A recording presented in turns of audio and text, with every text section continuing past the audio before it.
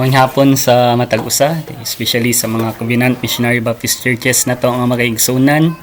So atong shout out ang atong mga pinalangga ang mga pastor sa Cagayan, atong kaigsunan dito si Pastor Salito Quirino sa nabanan siyang pamilya, sab kay Pastor Madilvin Badillas sa Tagum City Calvary Baptist Church, o sa nakalinlain nga mga dapit kundiin ang mga pastors nato nga naghupot sa tinuod nga doktrina kundi hantod karon adunay mga operasyon o mga tamas-tamas apan kita nagapadayon lang gihapon sa paglaban niini kay sanglit kita man ang gitagaan sa katungod sa pagwali sa maayong balita. Pan mga igsoon, kita karon magahisgot sa toang pagtulunan, sumala lang gyapon sa toang 12 ka haligi diya sa tong pagtulunan nga mga tong pillar number 5 o pillar number 7 na haligi sa tong pagtulunan sa Missionary Baptist Churches. Sa dili pa ko ni pagasugdan, kita mag-aampo una. Dalaygo namong Dios, salamat kayo sa mong kahaponon, sa maong kinabuhi nga imong gi-extend kanamo sa matag-usang mga pastors ug sa tanang nga miyembro sa imong iglesia. Amahan, salamat kayo sa kinabuhi imong gitagana kanamo. Amahan, magatuon kami karon di sa mga pulong, ikaw nang mga panguna diha sa amo ang salabutan sa pagsabot sa maong mga mensahe aron ma-deliver ni og tarong ug masabtan kining tarong sa nagapaminaw o Lord. Kining tanan ang ginahangyo ginapangayo sa ngalan gining Jesus. Amen. O magpadayon ta maigsoon ug dito ta maadto sa tuang tema karon, no, nang makita nato karon sa tuang screen na dira ang pillar number 5 angel and pillar number 7 ginatawag na scene ko ato makita igsoon, no. So mao na nga ato ang Missionary Baptist Doctrine ug usa na sa duha na sa haligi sa pagtulunan isip mga Missionary Baptist Churches, no. Kundiin igsoon kinato kining tun-an kay dunay mga demonic attacks sa tuang kinabuhi, especially diha mismo sa mga Covenant people. Kundiin ang yawa jud, no, grabe ang iyahang pag-atake nato. So ato ani karong tan-awon kung unsa ang angay buhaton apan sa dili pa kinahanglan ang atong kaaway atong mailhan sa iyahang mga pangatake, since wala ginato nakita ang yawa sa dayag niyang itsura. So atuwa siyang ilhon siyang kinaiya karon, no. So mao na karon atong tun-an, ang atong pagatun-an mao ang pulong Satanology. So diya sa Satanology igsoon, no, daghan ang nagtuon ani, even gani ang nagkaninaiya nga mga denomination adunay mga theology mahitungod sa usab ni ining Satanology, ang hinungdan nganong hinahimong Satanas ang usa sa arkong anghel diha sa atuang buhi nga Dios. So ato kining tukion. So una sa A, Satan's origin. So kanang Satan's origin makita nato sa Ezekiel chapter 28 verse 13 to 18. Ato na siya sa atong basahon may igsoon. So ang pinaka-importante diya sa pagtuon ato agid basahon ang kasulatan, no. Even though ma-memorize nato apan kinahanglan gyud nato nga kini basahon aron walay ginatawag nga mali diha sa maong pag-interpret o pagbasa niining kasulatan. Thou hast been in Eden, the garden of God. Every precious stone was thy covering. The sardius, topaz, and the diamond, the beryl, the onyx, and the jasper, the sapphire, the emerald, and the carbuncle, and gold. And the workmanship of thy tabrets and thy pipes was prepared in thee, and they that thou wast created. Kini siya may igsoon kanang ginatawag drag thou or you, mo na siya ang archangel, no, sa kaniadto gipanganlan na siya og Lucifer dito sa 14:12 sa Isaias. So ang iyang kung tan-aw nimo kung unsa ka nindot, unsa siya kadato, bisan gani ang miling bato kung ato ang nakita, nahimo lang daw niya yung tabon, sardius, topaz, diamond, beryl, onyx o ginatawag nga bulawan, iyaha lang daw ng tabon, no. Thou art anointed cherubs that covereth, and I have set thee so that wast upon the holy mountain of God, that hast walk up and down in the midst of the stone. So nakita nato nga gidinihugang kirubim, So nailhan na to nga ang mga anghel adunay duha ka grupo, ang seraphim ug ang cherubim. Ang cherubim mao ni ang kadtong nagbantay sa mga balaan nga dapit. Kaning Eden igsoon considered ni siya nga balaang dapit. O usa ka archangel dito si Lucifer nga nagbantay, tinabunan sa mga hamiling bato, mga ginatawag mahalong bato nato karon, no? Iya lang nang tabon kaniadto. Thou wast perfect in his ways in the day that thou wast created. But pasabot perpekto siya sa tanan niyang mga gawi.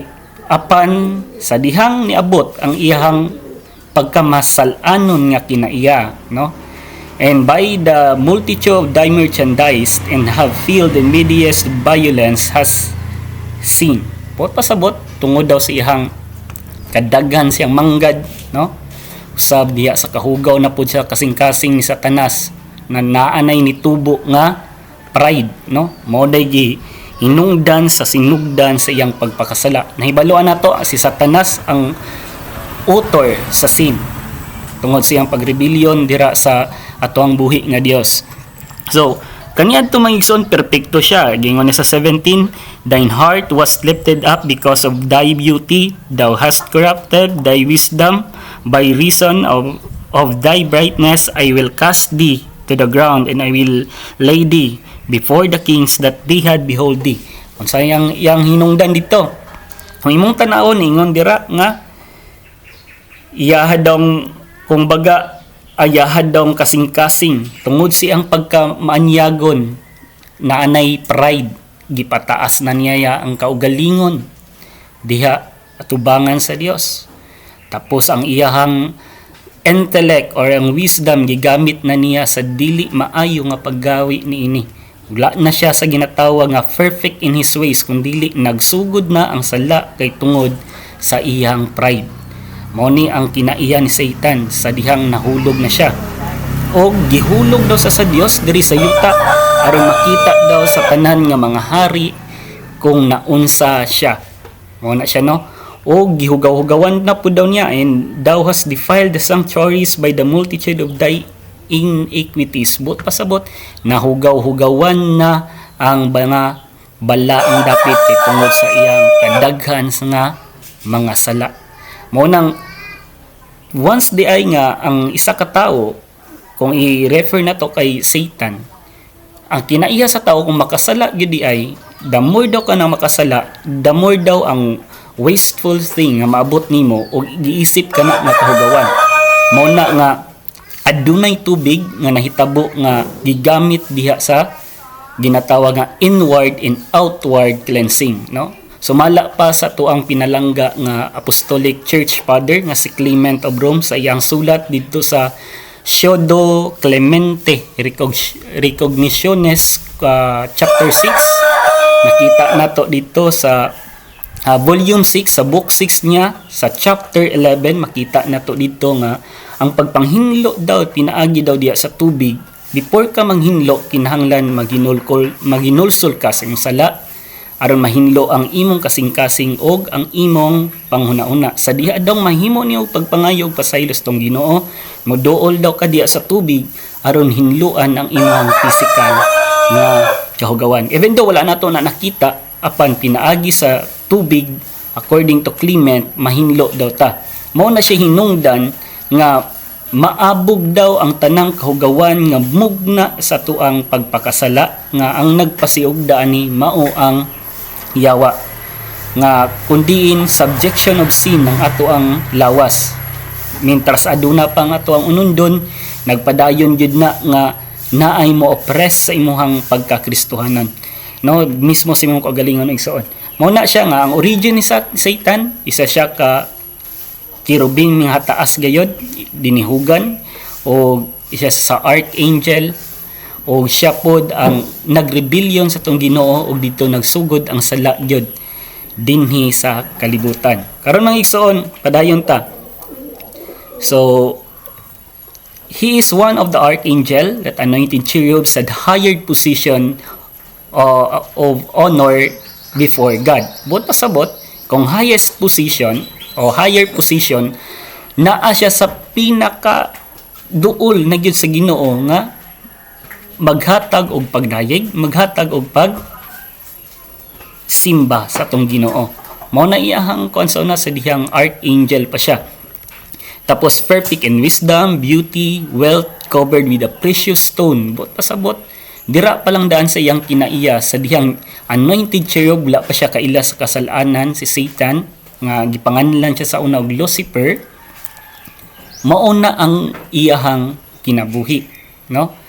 Perfect siya sa iyang gawi, siyang wisdom, beauty, and wealth. Naana siya tanan, wa na siya gikinahanglan, no? Kung mangintag wisdom, nahibalo siya mostly sa mga butang nga naglungtad. So Satan's fall, mo ni karon ang Satan's fall, he become a chief adversary of God, no? Siya ang pinakataas nga kaaway sa tong buhi nga Dios. Kung atong tan-awon may igsoon diha sa Revelation chapter 12 verse 9 to 10, makita nato.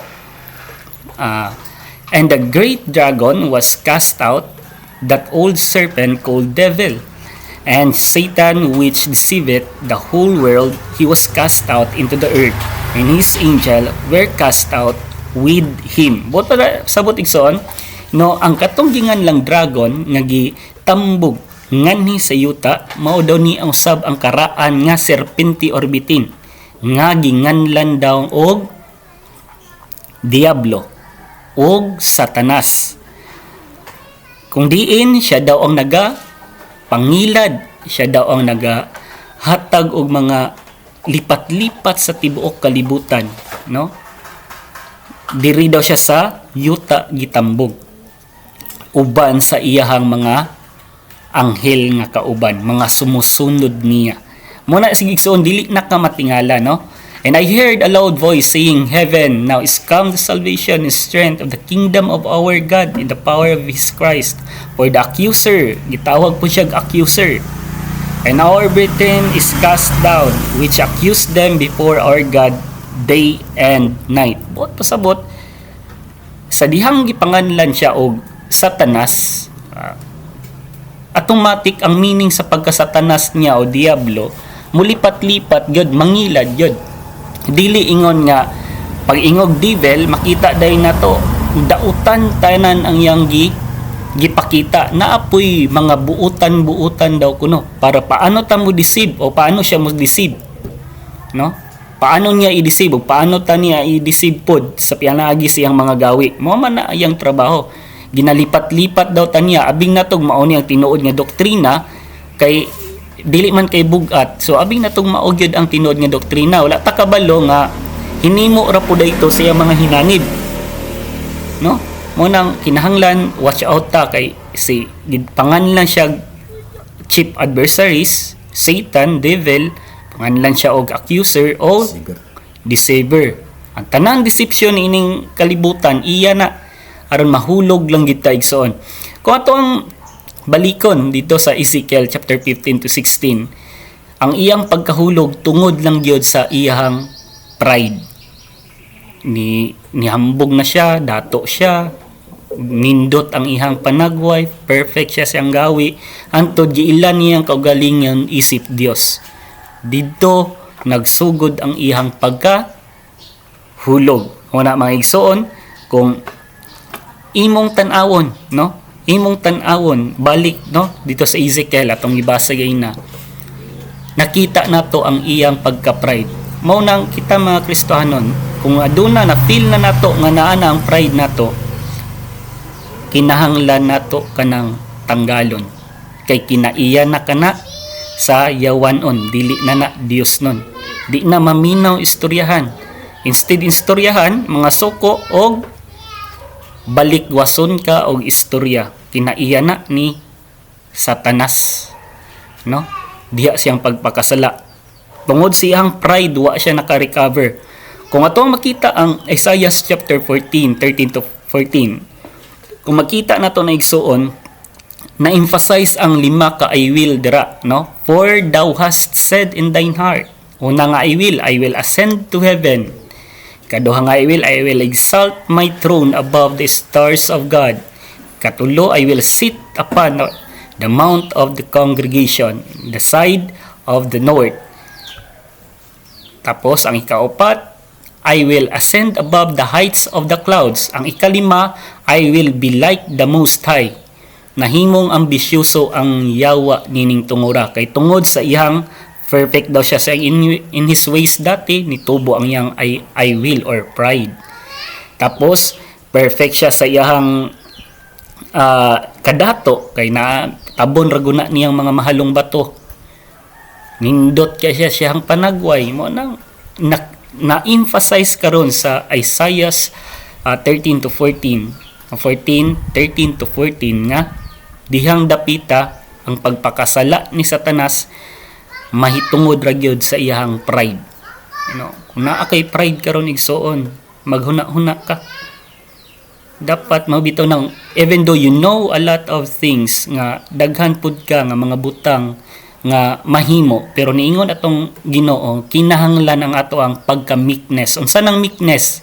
Mas labaw pa na siya sa pagkamapainobsanon. Kaya ang meekness kabalo ka nga sa imong capacity o kakayahan nga kaya nimo buhaton na apan gipakita nimo nga mas ubos ka ni adtong uban.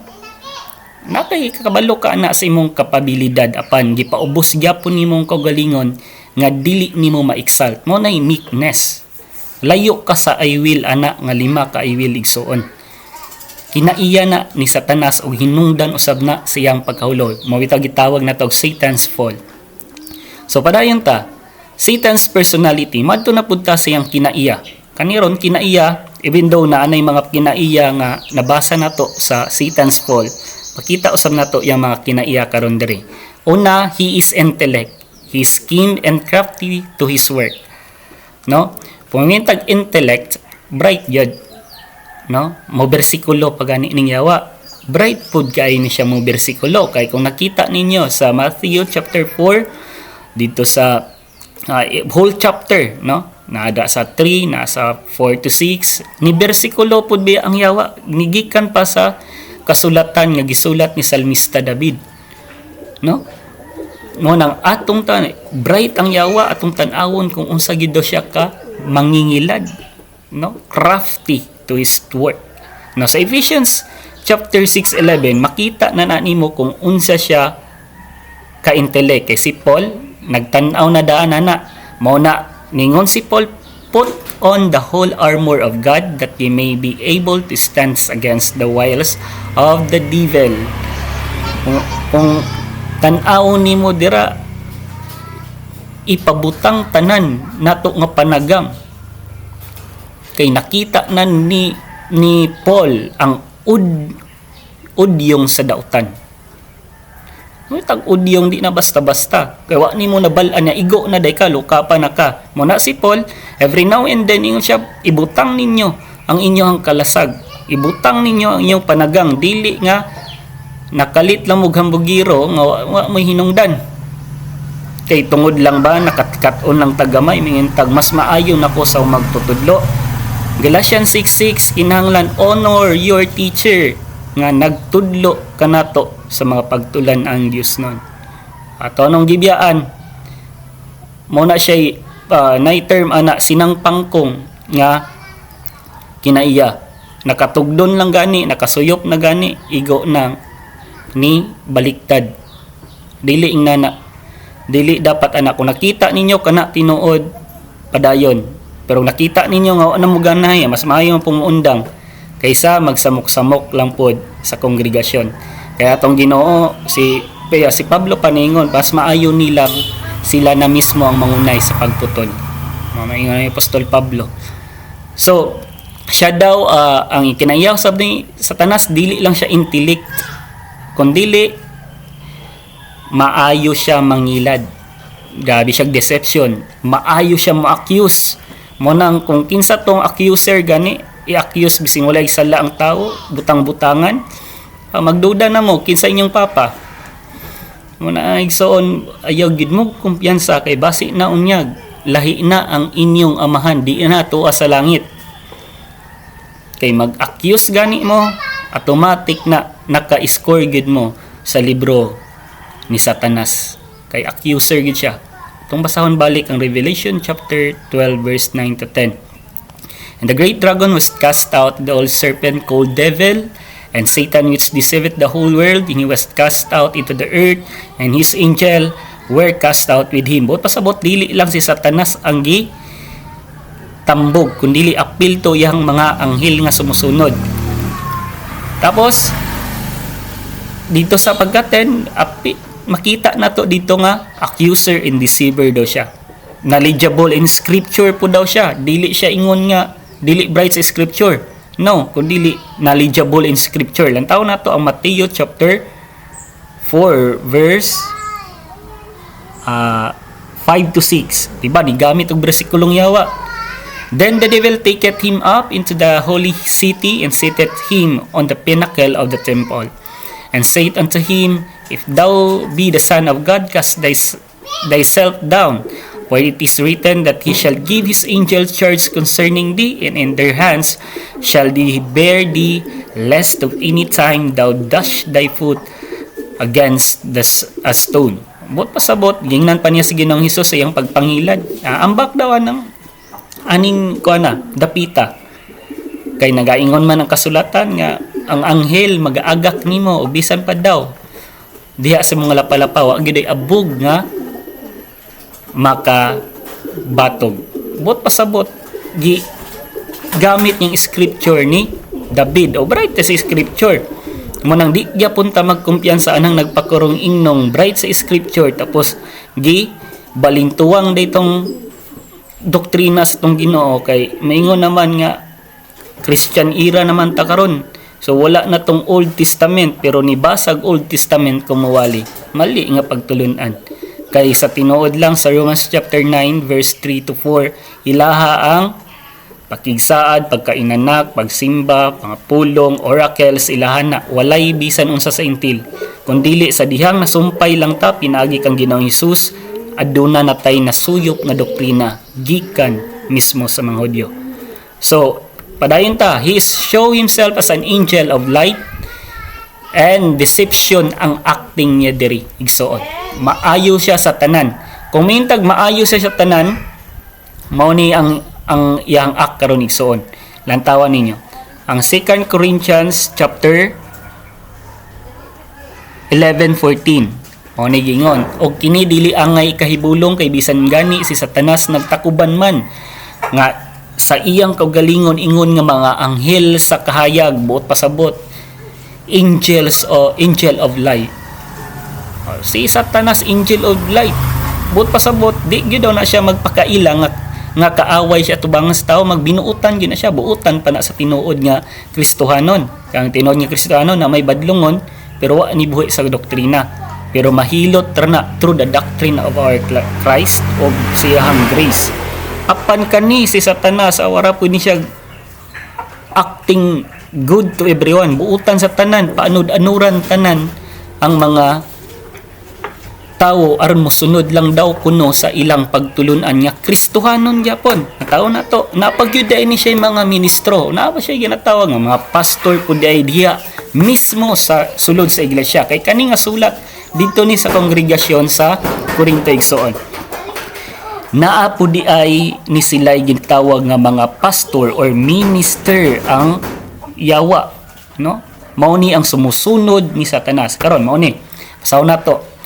Busa dili kahibulong kun ang iyang mga sulugoon magtakuban usab sa ilang kaugalingon ingon nga mga ministro sa pagkamatarong ug ang ilang dangatan matukma raunya sa ilang binuhatan nan lantawa.